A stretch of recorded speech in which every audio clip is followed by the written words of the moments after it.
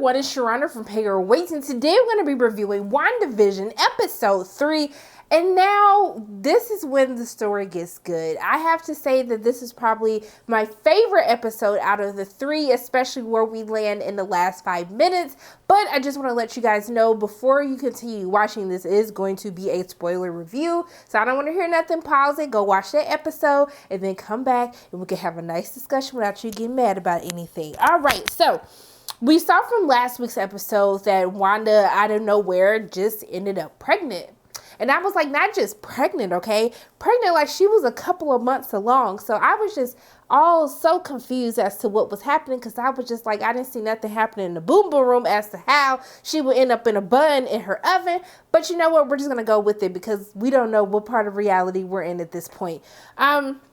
So we're in I'm assuming that we're in the 70s now, and we are in color. So there is no more black and white. We have color on the screen. We have a new WandaVision theme song, which I love watching the progressions of the theme songs as we really get into the different decades. I'm most excited to hear what that 90s theme song is, because you know the 90s theme songs was popping back in the day. So I'm really excited once we get to that point.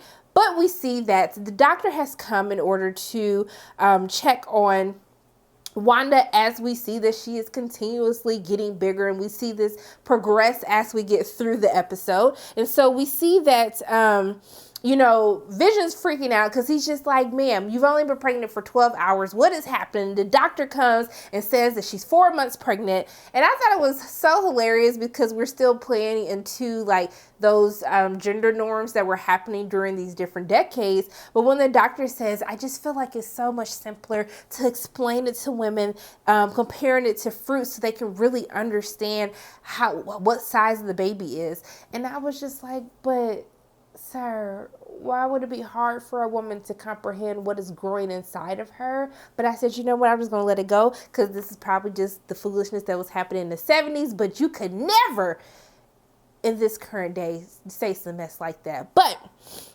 I thought it was really weird because we see that Ralph, their next door neighbor, Agnes's husband, he's like cutting the wall up, and I'm like, Ralph, honey, you don't see what you're doing to the wall? You just messing up this good wall. Just ain't no thoughts about it or what. I don't know what was happening. But this is when we're starting to really get that mystery. The mystery is starting to come at the beginning of the episodes. We're starting to see that something isn't right. Things are not as what they seem. And we get a little bit more ramped up as we go throughout the course of the episode. But Wanda is going through it, you guys. She is starting to have Braxton Hicks. And I thought it was hilarious when we saw that Vision was kind of reading to her what Braxton Hicks was. And she was like, sweetie, like, sir, I don't need the history. Just let me know what the heck is happening to my body at this point in time, which I love the comedic timing going back and forth from Vision's horrible papaya joke, which I got a chuckle out of because I love corny jokes. I think that he does so well playing the dad role, but really it's the chemistry between Wanda and Vision which really works and really gets you more enthralled into this television sitcom that is happening before our eyes. Now, I also thought that it's really cute when they go back and forth, like with the diaper names, especially as we see all of these crazy things happening to Wanda as she's experiencing the stages of pregnancy, but also too towards the end of the episode, labor throughout the course of the episode. I think that I love how it progresses as she gets bigger and bigger and she gets closer and closer to it's time to give birth to the babies. When she caused the blackout in the neighborhood, then when her water broke and it literally starts raining, and even from when like the rain stops and then she uses her powers to like dry them off, I just love how like the comedy, I just think is absolutely amazing, like what we're seeing as this is taking place, because you really sit and wonder like, what is it like if a superhero, someone with powers, what is it like getting pregnant? What is it like having a baby? And I love how all these things are accelerated, which just only adds to Vision's anxiety as someone who didn't know he could be a dad and literally has no idea what is going on. But I think that is so cute when they're going back and forth on the baby names. They kind of get into like a little squabble over it, but also too when Vision is timing himself, trying to make sure that he's ready to go with the diaper changes. I thought it was absolutely adorable. They're just so cute together. But when I see that he is basically saying that something's off in the neighborhood, like just something isn't quite right, and he can't put his hand on it, but he really knows that there's something crazy happening, but he just can't fathom or really come to the realization of what it actually is. But then he goes back inside, and then he's giving his wife a pep talk. And I love that they have this cute embrace when he was like, he basically says that if the baby's anything like his mother, then the baby will be perfect. And my heart was like, oh my goodness, I miss this cheesiness. I was totally here for it. And I love how to have the audience, it was just all so perfect. I love the authenticity that they pay to like television sitcoms, how it's filmed, the laugh tracks, the awes, like all of that just really gets you in the mood. I just thought it was so amazing. But we see that before we can really get into how beautiful that moment was, she has another contraction, and then he starts passing out, starts flying, and I love how she has to have him do the breathing that he was supposed to be teaching her to help calm him down, and literally calm him down and stop from flying to come and sit down and come back to Earth with the rest of us. I thought it was absolutely adorable.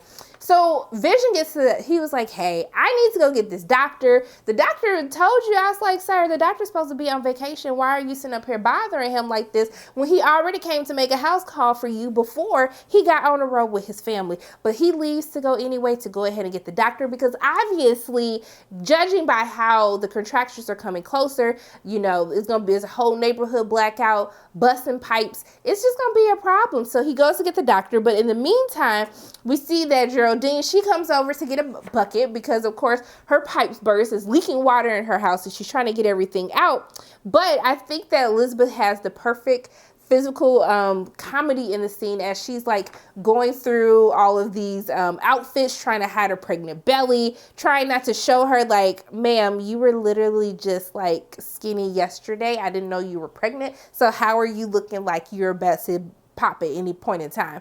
So I love how like the coat scene's changing, the fur, the raincoat, as she's trying to find a bucket for Geraldine to distract her. But even more hilarious, as Geraldine is trying to tell her the story, there's a stork that pops up. So a literal stork, as you see when they were in the baby room, when they were painting, making the painting as Wanda was getting everything together, which I was like, I wish I was a superhero so I could just go ahead and get the room done, like just like that, didn't have to do anything. I'm totally here for this. But we see that the stork comes to life, and Wanda is mortified. She's trying to like keep Geraldine entertained while having her not see the stork. The stork makes a noise. She's looking around like, girl, hold up, wait a minute. Like, I know you heard that. She tried to play it off, and she tries to use her powers to get the stork to go away. But the stork is just like, nah, honey, your power's not going to save this one. You're going to have to try a little bit harder. But we see that the stork's not disappearing. And then we find out she ends up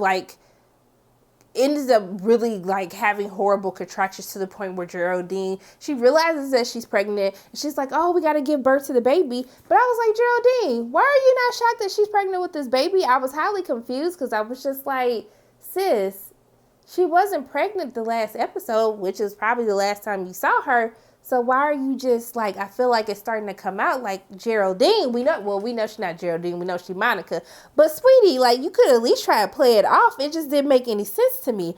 So, but I was happy to hear the story that Geraldine did get, you know, she got her little promotion at work. Okay, she's just temping, and then she got her promotion. I was like, yes, sis, I'm totally here for it. And I was here for the outfits this entire episode. Costuming was on point. I really loved everyone. And Paul Bettany looked I feel like Paul Bettany was like meant to like just be an adult in the 70s. I was totally here for it. I don't know if that's just me. I'm sure it wasn't. I mean, y'all could do the math. I don't know how old he is, but I feel like he was like put on this earth to really be in the 70s. I was really feeling his look this episode. So they end up having the baby. And I love that when Vision comes back with the doctor after she's already given birth, I love that she wants the baby to see the baby to see his dad as who Vision really is. And I think that's really great. Geraldine and the doctor, they go into the kitchen. I love that moment. I think it's so cool. It was so hard. It was just so touching. I know Vision not no real person, y'all, but it just really meant something for her to want their kids to see their father as who he really is and who she's fallen in love with. I just thought it was a really touching moment. But we see that, you know, as they decide on the name, he ends up choosing the name Tommy for Wanda, which is her choice. But then we realize it's another baby coming. So she doesn't have one, but two kids, which is a nod to, she does have kids in the comics. There's two kids, but actually, was it her that had two kids? You know what? Don't quote me on that. Don't quote me on that, because it's 3:00 in the morning. I'm tired right now, so don't quote me on that. But we see that another baby's coming. She ends up having twins, and then she's having this conversation with Geraldine where she was like, "I was a twin," and she starts talking about her brother, and she sings a Russian hymn to the kids. But Geraldine was like, "Hey, wasn't he killed? Wasn't he killed by Ultron?" And I was like, sis, like, are you trying to blow your cover? I didn't understand what was necessarily happening. Like, why are you not trying to play this role? I'm assuming you're undercover, a spy, whoever is behind trying to figure out what is going on with Wanda. Is it sore? I don't know what is happening, but I know that Geraldine is really doing a horrible job and trying to be a double agent wherever the heck that she's trying to do at this point. And so I was like, it was at this moment where I knew that she had messed up real bad, because even Wanda caught her like, hold on. Wait a minute. What did you say again? Like, what? How you know about my life? So then she basically ends up asking her to leave. We see this necklace that Geraldine is wearing with an upside down cross. But she asks her, like, why is she there? But she says, like, she doesn't know. So I don't know what is happening. I don't know if Geraldine was sent there, aka Monica was sent there, but there has to be something bigger to her story. There has to be something more as to why she is in this reality. But while he's outside and basically, while he's outside and he's talking to the doctor ends up telling Vision that small towns are hard to escape. And so this is something that kind of triggers Vision. And he's just like, kind of like, it's such an odd thing to say, but it's adding to this conspiracy that something greater is happening. There's something that is happening that he's not necessarily aware of or can actually put his finger on. However, he does overhear a conversation between Ralph and Agnes next door. They're whispering like they got the tea, like they talking smack about them. So I was just like, Agnes, go ahead and speak up. You always being nosy, so go ahead and tell us the tea as to what is actually happening. And so we see that they start whispering, and Ralph is trying to tell Vision something, but Agnes basically stops him, and they start asking, is Geraldine inside? And so Vision's getting even more suspicious. And then we see that, you know, they say, hey, like, what about Geraldine? She's new to town. She has no family. She has no husband. This don't make no sense. I said, Agnes, you so petty, you so raggedy, and you so messy at the same time. But I said, you know what? Agnes was speaking nothing but facts. I said, Geraldine, baby, not that she got to have somebody in the first place, but I was like, sis, we had to do better with this cover-up story for you. They could at least gave you a family, could have gave you a significant other, could have gave you they could have gave you something to really make you a little bit more believable. But I was just like, you know what? Agnes might be onto something. And so Ralph says that she came here because we're all, and then Agnes stopped him, and I was just like, Agnes, no, don't do it. So Vision is looking crazy, like, what the heck is going on? Agnes like, let me just mind my business and go on about my day. Let me get my husband, because he was about to snitch too. And so when Vision goes back inside, he asks where Geraldine is, and then she says, hey, she had to rush home. And then we end up seeing a sign that says Westview, and then Geraldine is pushed outside of a portal, and then we see the army trucks and the helicopters come and hover over her. We see a military base as they play Daydream Believer, and the episode goes off, and I was literally like, no, do not stop it. I need to continue to watch more. What is going to happen? Where the heck are they? We see that there's some type of, I don't know if it's Wanda that's necessarily causing it. There's some type of force field that we see. Is this something that Wanda has created as part of this reality in which she can still be with Vision. This is something that someone else has created that they put Wanda inside. I don't know what the heck is going on, but I absolutely need answers. But we had to talk about our commercial break. So we had a lovely commercial break, which was really funny. This is like my favorite one yet, with the Hydra soap talking about find the goddess within. I said, y'all are doing too much, and Hydra know they petty. But you know, this is something that someone would do, create these commercials to like send subliminal messages to someone. I like that they're doing like the Hydra. There's always some type of Easter egg that's inside of each commercial that we've seen so far. But I thought this one was really funny because find the goddess within. I was like, that's something that we could still use today. But I really like this episode. I think that Paul and Elizabeth continue to show that they have the chops for TV. They know how to do comedy. They know how to play off each other. They have really great chemistry. The costumes were so great. I love the 70s themes that we saw in this episode. Even the house gave me Brady Bunch vibes. Was that just me, or did you like feel like that was kind of the steps and you wanted all the kids to be like lined up? It was giving me Brady Bunch vibes. I don't know about you, but that's what I was getting from it. But I really enjoyed this episode. I think we're finally starting to get into the thick of things, the nitty gritty. What is this mystery? Where is Geraldine? Where is Wanda? What is actually happening? I still have just as many questions as I had when we first started. But heck, at least I know we see some type of the outside real world. So this makes me even more excited for next week's episode. But yeah, I really enjoyed it. I say this is the best episode yet. But those are my quick thoughts on WandaVision. As always, my name is Sharonda from Payroll Waits. And if you like what you saw today, make sure you hit the like button, hit subscribe, share this video with your friends, and make sure you hit the notification bell. And I love you guys 3000. And until I see you again, bye.